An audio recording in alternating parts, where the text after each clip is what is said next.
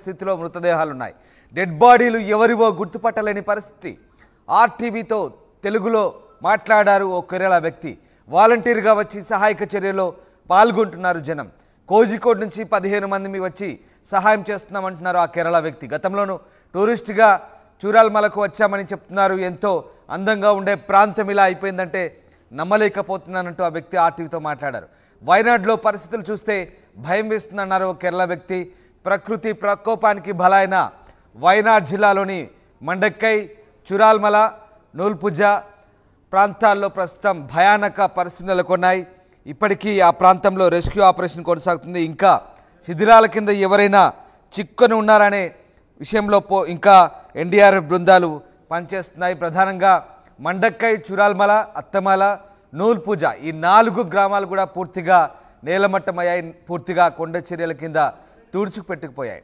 ఈ నేపథ్యంలో ఇంకా 4వ రోజు కూడా సహాయక చర్యలు కొనసాగుతున్నాయి. ఎవరైనా శిథిలాల కింద ఇంకా ప్రాణాలతో ఉన్నారా, ఉండే అవకాశం ఉందా అనే కోణంలో కూడా ఆ బృందాలు గాలిస్తున్నాయి. ఇప్పటికే పూర్తిగా కొండ చర్యలు విరిగిన ప్రాంతాన్ని మట్టి బురదను పూర్తిగా క్లియర్ చేసే ప్రయత్నం చేస్తున్నారు. తాత్కాలికంగా బెయిలీ వంతెనలు నిర్మించి రాకపోకలను పునరుద్ధరించారు ఆర్మీ సిబ్బంది. మరోవైపు నేవీ కూడా పాల్గొంటుంది. గజయితగాలు కూడా అక్కడ అందుబాటులో ఉన్నారు. ఇంకా వరద కొనసాగుతూనే ఉంది ఆ ప్రాంతంలో. ఈ నేపథ్యంలో అక్కడ ఇళ్ల మధ్య శిథిలాల కింద, బురద కింద, రాళ్ల కింద ఎవరైనా ఇంకా ఉన్నారా, ఇంకా శవాలు సంబంధించినటువంటి ఆచూకీ కనుగొనే ప్రయత్నం చేస్తున్నారు అధికారులంతా కూడా. చాలా సాహసోపేతమైనటువంటి రెస్క్యూ ఆపరేషన్ అక్కడ కొనసాగుతుంది. పరిస్థితులు అనుకూలంగా లేకపోయినప్పటికీ అక్కడ ఈ సహాయక చర్యలను ముమ్మరంగా చేస్తున్న పరిస్థితి. అటు కేరళ ప్రభుత్వం, ఎన్డీఆర్ఎఫ్ కలిసి కేంద్ర బలగాలతో ఈ సహాయక చర్యలు కొనసాగుతున్నాయి. మొత్తం మీద విషాదకర పరిస్థితులు. ఎక్కడ చూసినా గుర్తుపట్టలేని స్థితిలో మృతదేహాలు కనబడతా ఉన్నాయి. ఇప్పటికే 300కు పైగా మంది చనిపోయినట్టుగా అధికారికంగా నిర్ధారించారు. కాళ్ళు, చేతులు ఊడిపోయిన స్థితిలో మృతదేహాలు, అవయవాలు తెగిన స్థితిలో డెడ్ బాడీలు ఎవరివో గుర్తుపట్టలేని పరిస్థితి. దీంతో అక్కడ ఇంకా ఆ సహాయక చర్యలో పాల్గొంటున్న సందర్భంలో అనేక విషాదకర ఘటనలు బయటకు వస్తున్నాయి. అయితే ఆర్టీవీ అక్కడికి చేరుకుంది. తొలి తెలుగు ఛానల్గా అక్కడ చేరుకొని ఎప్పటికప్పుడు మీకు అప్డేట్స్ అందించే ప్రయత్నం చేస్తుంది అక్కడ ప్రమాదం జరిగిన సమయం నుంచి కూడా. ఈ నేపథ్యంలో ఆర్టీవీ ఎక్స్క్లూజివ్గా కొన్ని అంశాలను మీ ముందుంచబోతుంది. సహాయక చర్యలు ఎలా కొనసాగుతున్నాయి, ఎలాంటి విపత్కర పరిస్థితులు అక్కడ ఉన్నాయి, ఎట్లాంటి సిచ్యువేషన్ ప్రస్తుతం అక్కడ ఉందనే అంశానికి సంబంధించి మా ప్రతినిధి రోహిత్, వీడియో జర్నలిస్ట్ రాజశేఖర్తో కలిసి మరింత సమాచారం అందిస్తారు.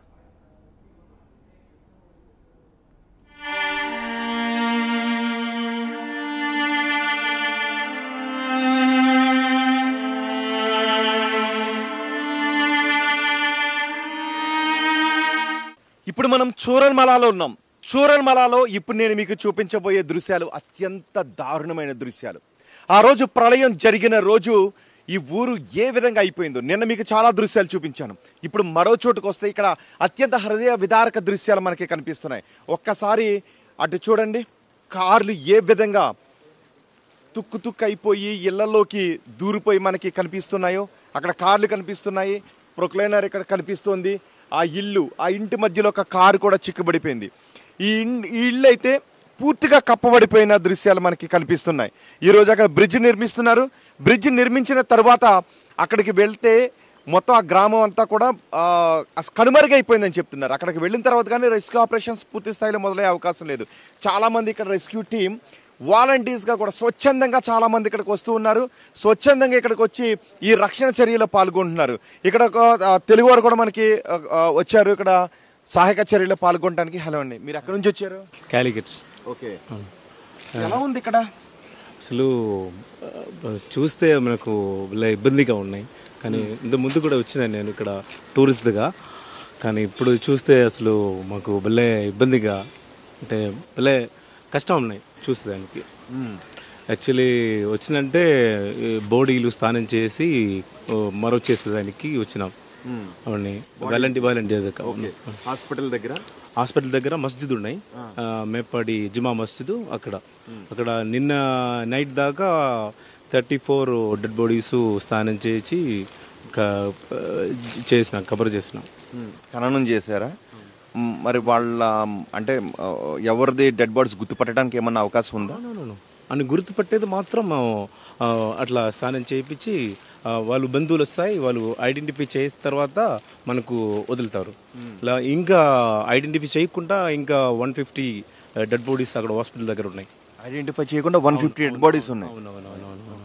మొత్తం ఎన్ని డెడ్ బాడీస్ ఉన్నాయి హాస్పిటల్ దగ్గర? హాస్పిటల్ టోటల్ వచ్చి 180 నిన్న సాయంత్రం దాకా.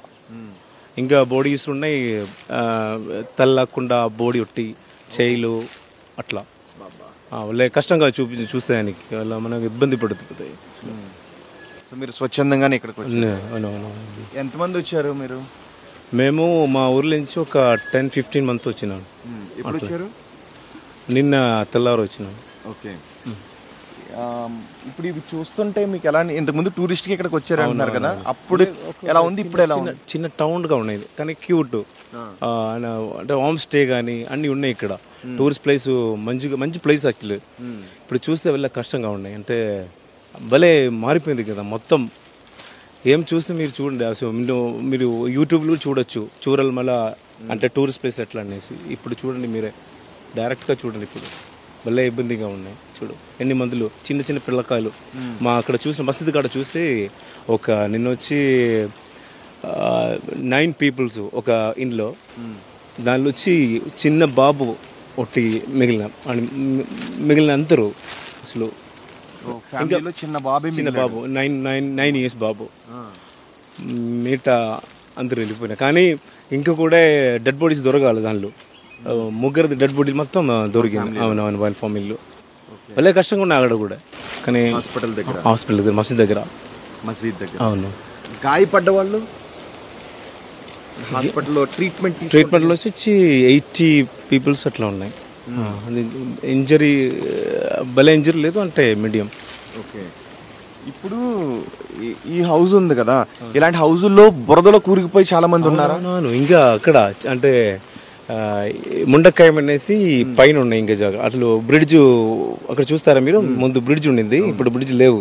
ఆ పైకి ఎక్కేదానికి ఎవరు కష్టంగా ఉన్నాయి. ఇంకా దానిపైన ఉంటాయి డెడ్ బాడీస్ ఎవరు తెలియదు అసలు. ఇప్పుడు ఎలా ఉందో తెలియదు, ఏమో తెలియదు. వెళ్ళారా మీరు అక్కడికి? వెళ్ళేదానికి వాళ్ళు వదలలేదు. బ్రిడ్జ్ కడుతున్నారు.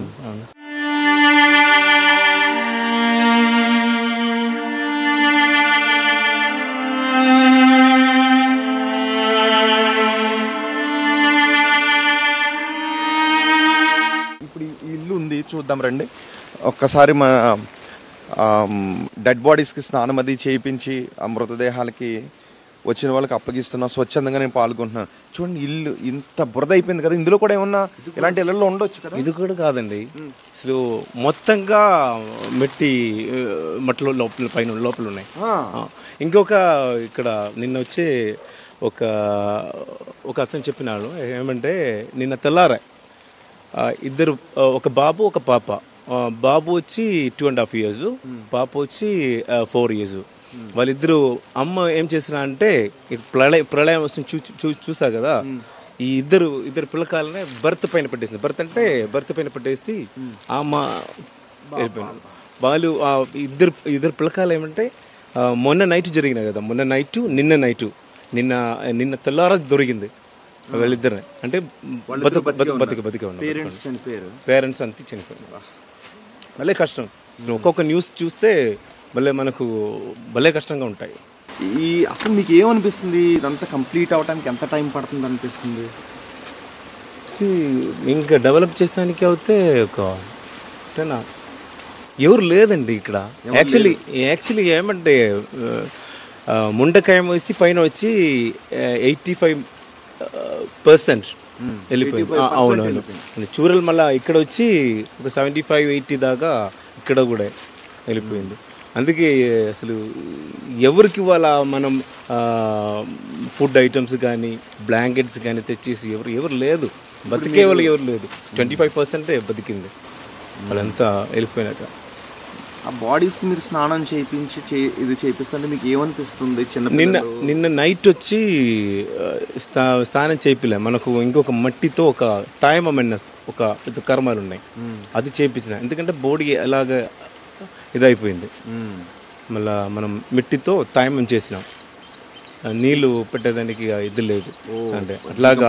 అవునవునవును. ఇప్పుడు బాడీస్ ఇంకా అవునవును ఇంకా దొరికే అంతే అంత మనం టైం చేపించేసి స్నానం చేపించేసి కఫన్ చేపించి వేస్తాం.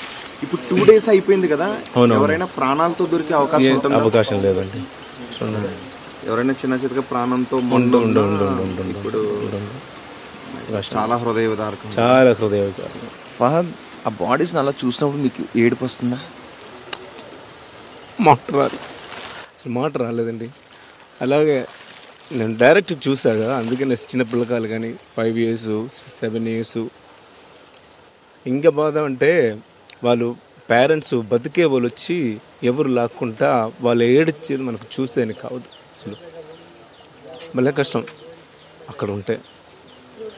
ఇక్కడ చూస్తే మన ఇల్లు కదా, అక్కడ చూస్తే డెడ్ బాడీస్ మనుషులు చూస్తాం, అదే వెళ్ళే కష్టంగా ఉన్నాయి. ఫహద్ కూడా కన్నీరు పెట్టుకుంటూ ఆయన దుఃఖాన్ని ఆపుకోలేకపోతున్నాడు.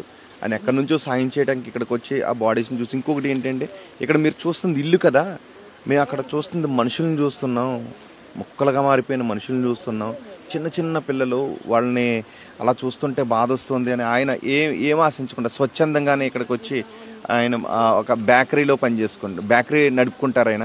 అలాంటిది ఆ పనులన్నీ వదులుకొని ఇక్కడికి వచ్చి వాళ్ళకి సాయం చేయడానికి ఇక్కడికి వచ్చాడు. ఇలా వచ్చిన వాళ్ళు 100 మంది ఉన్నారు, 100 మంది. అందులో ఫహద్ కూడా ఒకరు.